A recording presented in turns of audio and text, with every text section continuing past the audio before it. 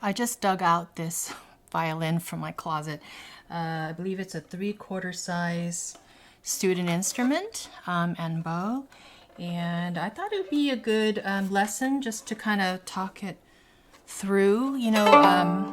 I did tune it a few times already, because that's why it's sounding, close. But the bow needed rosining. But otherwise, the strings are pretty old. They would definitely all need to be changed. But otherwise, I think it's in decent condition. Some of the things I check when a violin hasn't been, looked after for a while. I think it's been sitting there for years in the closet. So I check, the health of the bow. I just make sure it's still straight. The horsehair is, gonna be working. Sometimes it's very old and brittle, or, it's breaking off. I check the bridge. I check the sound post, make sure it's in there, it's standing up. I check the bridge. The bridge is a little bit off, but I did also adjust that a tiny bit. The strings are in pretty bad shape. I'll go ahead and show you.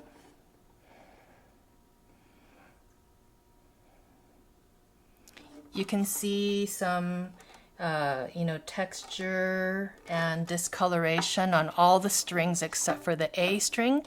The A string definitely has discoloration, but it's a different color discoloration, but you can see a lot of texture here along, especially the D and the G strings. And so anyway, I brought this out because this one has fine tuners on all the strings, and I really want to demonstrate for you how to tune by ear. This is the way professionals tune. So I wanted to go over that with you. Let's see if this even sounds okay. I just rosined it a ton, so it's kind of flying out. Hold on one second.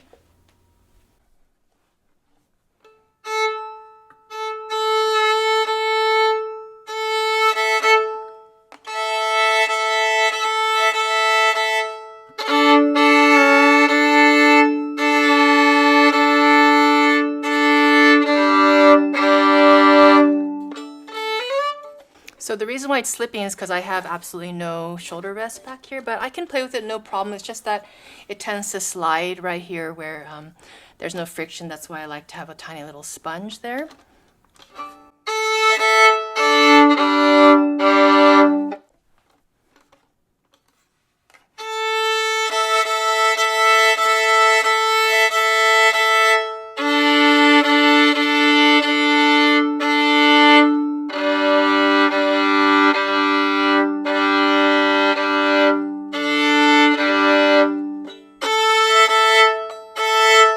My student brought something to my attention. There was this, I believe it was a YouTube short, I can't quite remember, or an Instagram, where somebody was tuning and talking about unisons. So I thought I would go ahead and, start from there and kind of show you from there what you can do to tune. But before we can even tune, you have to make sure you have some bow control. I teach all my students to tune their own instrument as early as possible. So when I start teaching them is when they can, control their bow themselves. So you have to be able to have a steady, tone like this.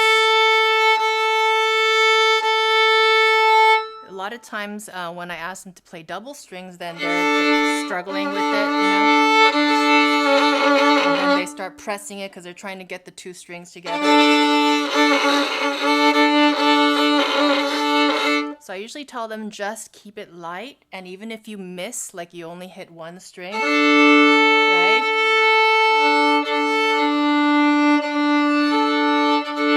Just keep it light, because at least I can hear this. And then they're like, help me tune, is it good? And I'm like, I don't know, I can't tell you, because doing that distorts the pitch. So you can actually play a note and make it sound flat just by your bow. Do you see how I made the A sound lower and lower and lower? That's because I used the wrong combination of bow weight, bow speed, and highway. I talk about this a lot in all my sound production videos, so you can go ahead and check those out if you want to know more.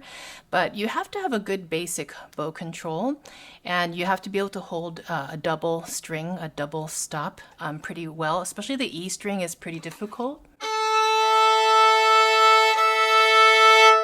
give yourself a pure tone. If you're like, and then your bow's slipping off and everything, that's not a good sample. And so when you're trying to tune that, it becomes difficult. And you know, while you're tuning, you might miss the point where it sounds good because the whole time you're distorting it, and then you're, you know what I mean, you're turning and turning and turning the fine tuner, and then you've missed the point where it sounds good, and then it still sounds bad again. I hope that makes sense.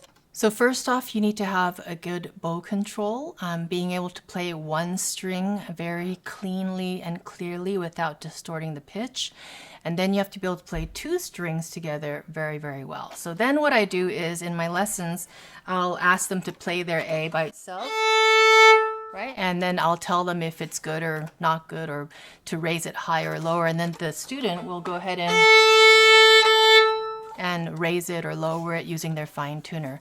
You want to be able to hold your violin pretty well. I have to kind of do this because it's very slippery right now, and then be able to get your arm clear of the C bout here, and then that way your bow can pass pretty well. It'll be much easier if I have a little sponge right there, or a shoulder rest, whatever you use. Now, you can also do it this way. You know, you can play and then turn it like this, but that takes much longer because you can't really hear when it's going out of tune or in tune. Then what you'll do is make sure your A is good. Okay, once you know that your A is correct, I usually tune to an A442, 442 hertz. You can tune to A440, 440, or 441, 442. In certain parts of Europe, they tune to 443. So it's kind of like a personal preference. Every famous symphony has their standard A, so they will tell you what A they use. And when you go and audition for that symphony, you have to tune to that A. So you might as well practice using that A, because an A442 sounds a little bit higher, right, than a 440. So I tend to use a 441 or 442. These days I've gravitated to a 442. Now, so when you play, how do you recognize if the interval is in tune or not, right? So I'm going to listen to like my A and my E together. Do you hear that? And there's a certain sound where I know that they're in tune. I know from here, you can guess right now, do you think it's too low or too high? I'd say it's pretty close. So with my, you know, more like intermediate students, I would say that's good enough. If you feel like that's good, then I'm happy with that. But if you want to bring it a level up and be a very advanced tuner, right, then I would say that's a little bit out of tune. So there's a threshold that I try to kind of get my students to. And in the beginning, as long as they kind of know if it's good or bad, then that's great. Then the next step is if it's good or bad, and if it's bad, can they guess, is it too low or too high? All right. If you don't know if the other string, right, so the A is already good because I've told the student that's a good A, or I'll play the A, you know what I mean, on like a pitchfork or like a metronome has like a doo, has like an A that's given. So once you've matched it, then you need to make sure all the other strings match the A. So the A is now like queen. It needs to be, everybody needs to match it. All right. So then what you would do is play the A with the D together, or the A with the E together, right? And then you want to determine. So in my opinion, that E is a little bit low. But if you didn't know, you could just go ahead and start turning the fine tuner, right? And that improved it a tiny bit, all right? So same with the D. I'd say that's pretty close for an intermediate player. That should be like good, right? But if you want to fine tune it, I just brought it up a tiny, tiny bit. I do what's called squeezing fifths. That's a whole nother story. So I just make sure all my intervals, like the distance between each string, is just slightly tighter than usual. And the reason I do that is so that it would match a piano better. Okay, that's like a whole nother Pandora's box. We'll talk about that in a different video. So Then let's check the G. So my students in the very beginning, they get confused and they're playing two of these. They don't know which one they're tuning, but obviously the A was correct, and then I made the D match the A, okay? Now we know the D is also correct, so which one am I tuning, the G or the D? The answer is the G, right? The G has not been matched to the A yet, right? The D and the A match now, but the G does not. So the G needs to match the D. All right, so that's what we're listening for. I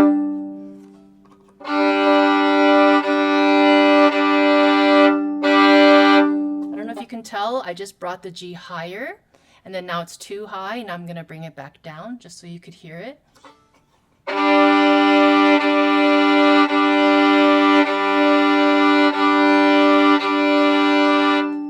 You need to do is when you're turning these fine tuners, you need to make sure you turn it and then take your finger off, because just by pushing the fine tuner like this, just putting some pressure on the tailpiece, you can change the pitch. You see? So just by putting a bit of pressure on there, you're also changing the pitch. We don't want to do that, okay, because every little bit matters. We need very, very good intonation, very good tuning, right? So very accurate pitch. So I'll show you a little trick that I'm going back to that video that my student shared with me. The guy in the video, I'm sorry I can't give him credit, but I do think that he was wrong in one point. That's why I don't really want to reference it in this video, that I believe he made a mistake on one point. Otherwise, I thought his method was pretty cool. Okay, so let's just take the D, for example, and then I'm going to play a D over here. So I have a D on the G string, and I have a D on the D string, and I'm going to play them together. Right now they match perfectly. You may not even be able to discern that there's two notes right there. Now you can, right? I just tuned it so that there isn't. So what I'll do is I'll start from perfect intonation, and then I'll slightly tilt my finger so that you hear what it sounds like when it gets a little bit out of tune. Okay, so here's perfect.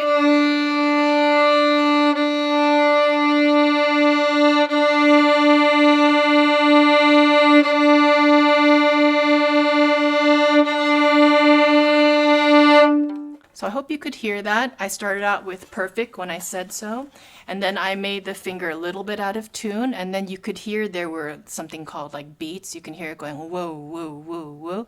And then I kind of held it there a little bit out of tune, and then so that you could hear it. And then I made it even more out of tune. I continued the tilt of my finger, and I made it more out of tune. Then you could hear it going whoa, whoa, whoa, whoa, whoa, whoa. So what you'll see from that example is that when you're perfectly in tune, right, it just everything blends in.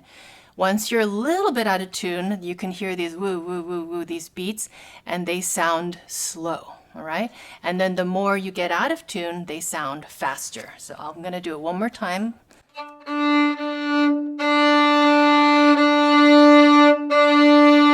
That's pretty matched, okay? So starting from matched.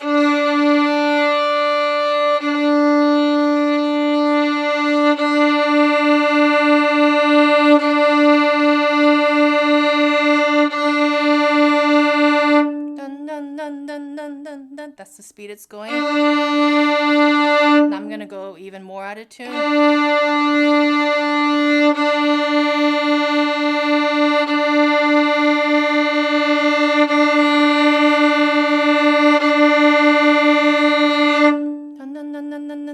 It's slowing down a little bit. I'm not holding it very steady.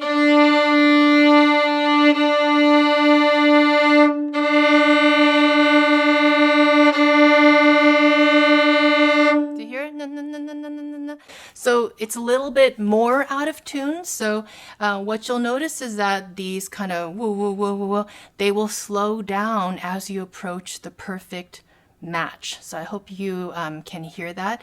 Now it's much easier to tell on a unison. That's like a D and a D, the same exact D, or a C and a C, same exact C. But now I'm gonna play the fifth. I'm gonna go slowly out of tune now.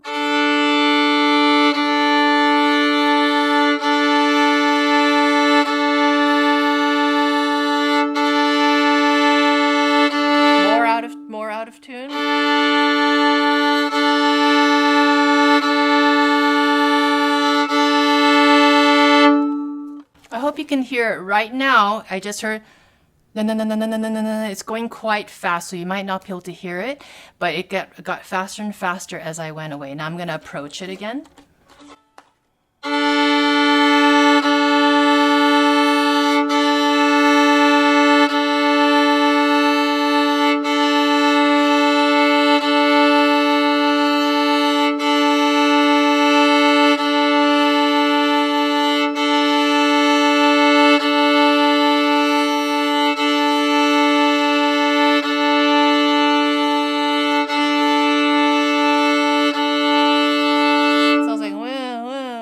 Close now.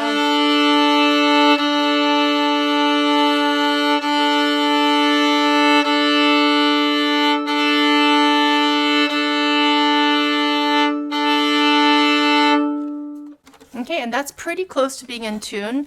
I didn't squeeze the fifth in that case. I started out with them like kind of more perfectly in tune, and then I just finished it off right here, just a little bit more perfectly in tune, not with the squeezed fifth. So hopefully that makes sense. I hope you can hear these nuances. So that's one way. I have many other ways that I explain that sound, right, when double stops are in tune. If you're a little bit more intermediate or advanced, I would highly recommend you go to my double stops, the Melodious Double Stops by Josephine Trott.